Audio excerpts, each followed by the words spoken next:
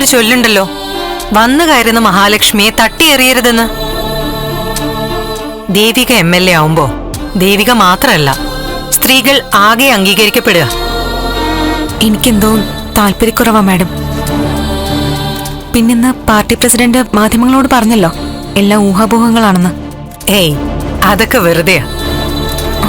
ദേവിക നോക്കിക്കോ അവസാനം എങ്ങനെയാ വരാൻ പോകുന്നതെന്ന്.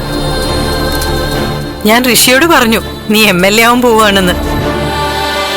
അവന് വ്യക്തമായിട്ട് അറിയില്ല എന്താ MLA എന്നൊക്കെ. പക്ഷെ അവന് സന്തോഷമായി. വാ, നമുക്കവനെ കാണാം.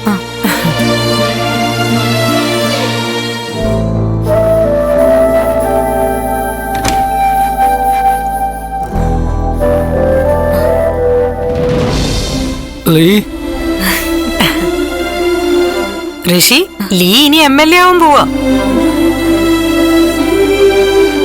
ഋഷിക്ക് നല്ല മാറ്റമുണ്ട്. ഞാൻ പറഞ്ഞില്ലേ എന്നെ അമ്മേന്ന് വിളിച്ചു. ഋഷി, അമ്മേന്ന് വിളിക്കടാ. അമ്മ. ഈശ്വര, വിശ്വസിക്കാൻ പറ്റുന്നില്ല. എന്തൊരു മാറ്റാ ഇത്. പറഞ്ഞില്ലേ വലിയ മാറ്റങ്ങളാ ഋഷിക്ക് സംഭവിക്കുന്നേ. ജീവിതത്തിൽ വലിയ സന്തോഷമുള്ള ദിവസങ്ങൾ കൂടിയാ ഞാൻ കടന്നു പോകുന്നേ.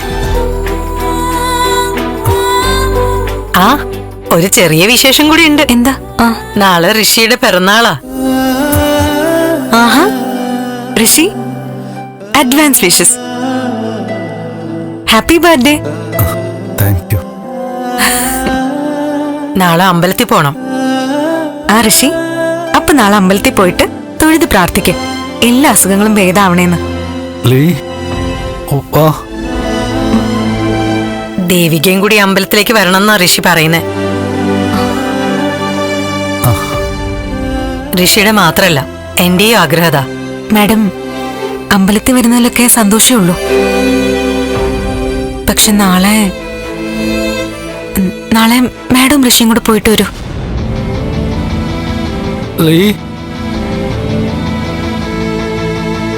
ലീക്ക് നാളെ വരാൻ പറ്റില്ല മോനെ. ലീയെ നിർബന്ധിക്കണ്ട, നമുക്ക് പോയിട്ട് വരാം.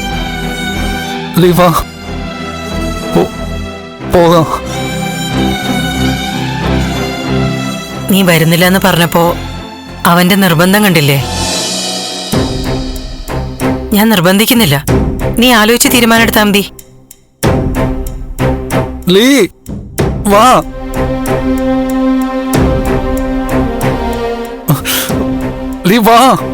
ശരി ഋഷി, ഞാനും വരാം. ഇരട്ടി സന്തോഷമായി. ദേവിക വരാന്ന് പറഞ്ഞല്ലോ. അമ്മ, സന്തോഷായോ? നാളെ ലീയും വരും നമ്മളോടൊപ്പം.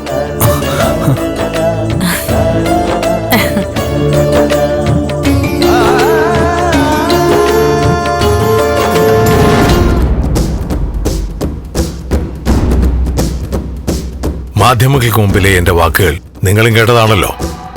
ഞാൻ പറഞ്ഞ ഒന്നും നിഷേധിക്കുന്നുമില്ല.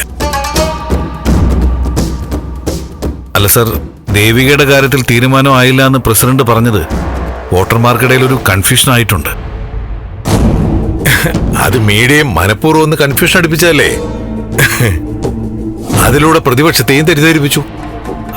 അല്ല, സിദ്ധാർത്ഥൻ സാറിന് ചിലപ്പോൾ അതൊരു വിഷമമായി കാണുമെന്നാ. ത്യാഗരാജൻ ഈ പറഞ്ഞത് പരിഹാസമായിട്ടാണോ കാര്യമായിട്ടാണോ എന്ന് എനിക്കറിയില്ല. എന്തായാലും ശരി, സിദ്ധാർത്ഥൻ ഈ പാർട്ടി വന്നത് നേതാക്കന്മാരുടെ പെട്ടിയെടുത്തും പെട്ടിക്കുള്ളിൽ പണം കാഴ്ചവെച്ചിട്ടൊന്നുമല്ല.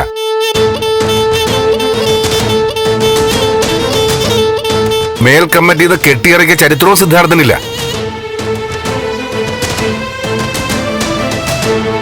സാധാ പ്രവർത്തകനായി പണിയെടുത്ത് പാർട്ടിക്ക് വേണ്ടി കഷ്ടപ്പെട്ടിട്ട് തന്നെയാ MLA വരെ ആയതും പാർട്ടിക്ക് വേണ്ടി രാജിവെച്ചതും. കെട്ടിച്ചമച്ച ആരോപണം വന്നിട്ടും ഒരു പാർട്ടിക്കാരന്റെ മര്യാദ കൊണ്ടാ ആ സ്ഥാനം രാജിവെച്ചൊഴിഞ്ഞത്. അതുകൊണ്ട് തന്നെ പാർട്ടിയുടെ രീതികൾ എന്താണെന്നൊക്കെ നല്ലവണ്ണം എനിക്കറിയാം.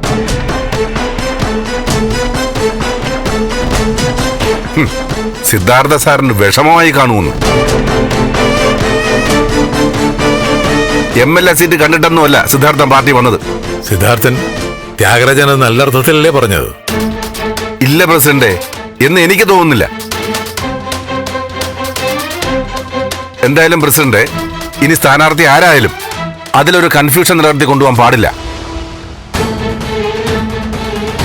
ഒരു പത്രസമ്മേളനം വിളിച്ച് പേര് അനൗൺസ് ചെയ്യണം. സിദ്ധാർത്ഥൻ പറഞ്ഞത് നേരാ. ഉടൻ നമുക്ക് സ്ഥാനാർത്ഥിയെ പ്രഖ്യാപിക്കണം. അതിനെന്താ, പത്രസമ്മേളനം വിളിക്കാമല്ലോ. ദേവികാനന്ദനാണ് നമ്മുടെ സ്ഥാനാർത്ഥിയെന്ന് നമുക്ക് പ്രഖ്യാപിക്കാം.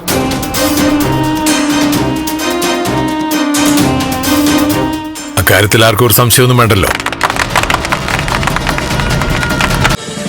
ഫ്ലവേഴ്സ് ഒരുക്കുന്ന കാഴ്ച വസന്തം യൂട്യൂബിൽ പ്രേക്ഷകർക്ക് ലൈവായി കാണാം. ഫ്ലവേഴ്സ് കോമഡിയിൽ ജോയിൻ ചെയ്യൂ, ആസ്വദിക്കൂ.